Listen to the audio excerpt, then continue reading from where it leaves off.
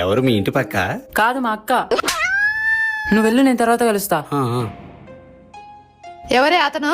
Friend అక్క. మరి friend తో ప్రవర్తించే తీరు అదేనా? చూడక్క, నేను నీల పాతకాలపు అమ్మాయిని కాదు. నువ్వు తప్ప ఈ జనరేషన్ లో అందరు ఇలానే ఉన్నారు. కానీ అది మంచిది కాదమ్మా. నువ్వు అన్నిటికి భయపడతావు అక్క. ఆడపిల్లల నాకు ఇలానే ఉండాలి. మనకు మాత్రం సంతోషాలు ఉండవా? ఉండొచ్చు, కానీ ఆ సంతోషాల కారణంగా తల్లిదండ్రులు తలదించుకునేలా మాత్రం ఉండకూడదమ్మా. అబ్బా, నువ్వు ప్రతిదానికి ఏదోలా అనుమానిస్తావు అక్క. సరే, నేను ఒకటి అడుగుతా, జెన్యున్ గా చెప్తావా? అడుగు.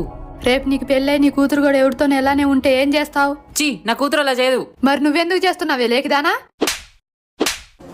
నడువింటికి.